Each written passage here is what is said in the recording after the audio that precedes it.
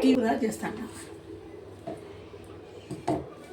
ధనియాల పొడి, తెల్లవాయిలు, కొబ్బరి 3 కలిపి మెంతులు మిక్సీ చేస్తాను. అవేమి ఎంచుకోకూడదు. వేయించుకోకూడదు. ధనియాల పొడి ప్యాకెటే కొనుక్కొచ్చింది అసలు వచ్చేది.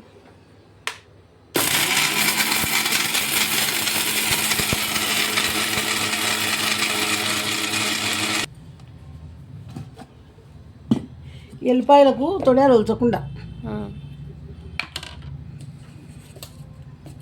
కొంచెం ఒలిచి వేయకుండా పొట్టుతోనే వేయాలి.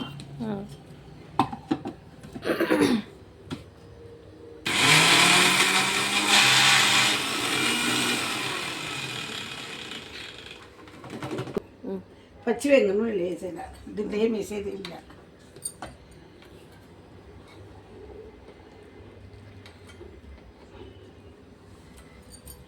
ఇవన్నీ కేజీన్నర చేపలు. కేజీన్నరకు బాగానే దిగినాయి కదా. బాగానే వచ్చినాయి. వాటిని రావే మార్కెట్లో తెచ్చుకుంటే. పసుపు, కారం, ఉప్పు, ఉల్లిగడ్డలు ఇచ్చేదక్క లావుగా, మెంతులు, ధనియాల పొడి, ఎల్లిపాయ.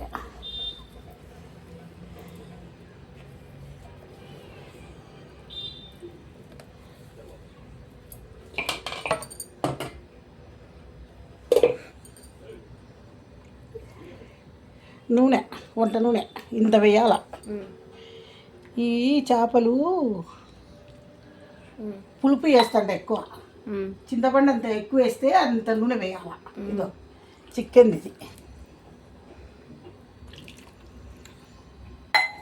ఇది చింతపండు పులుసే.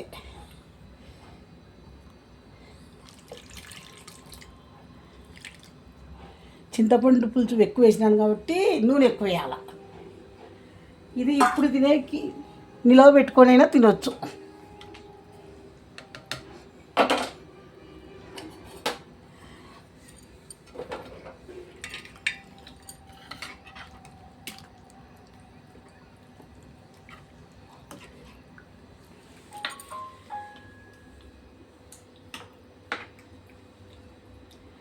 ఉప్పు వేసిన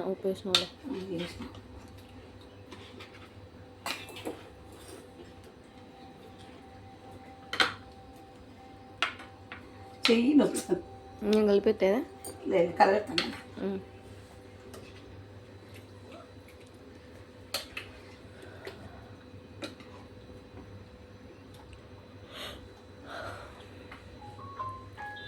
చింతపండు ఎక్కువ వేస్తే నూనె ఎక్కువ వేయాలి.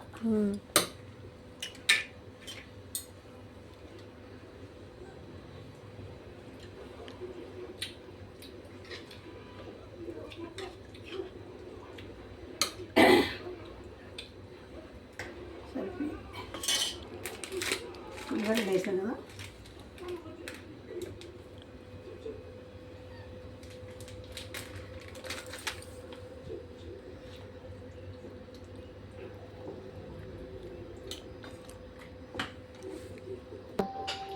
అట్లాంటి ఇల్లు అయితే కూడా నిలవ పెట్టుకోనికి ఇట్లా చేసుకోవాలా.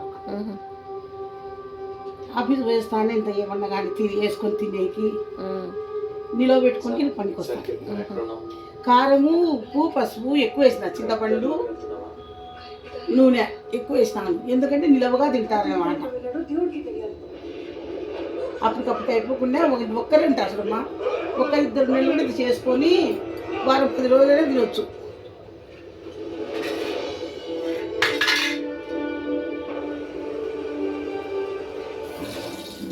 ఇంటికి మంది ఉన్నోళ్ళు అయితే అయిపోతుంది. ఒక్కరే 2 నెలలకు అయిపోదు కదా. ఇట్లా ఎక్కువ తెచ్చుకున్నా కానీ ఇంటికాడ రెస్ట్గా ఉంటారు కదా, అప్పుడు వండి పెట్టుకోవచ్చు.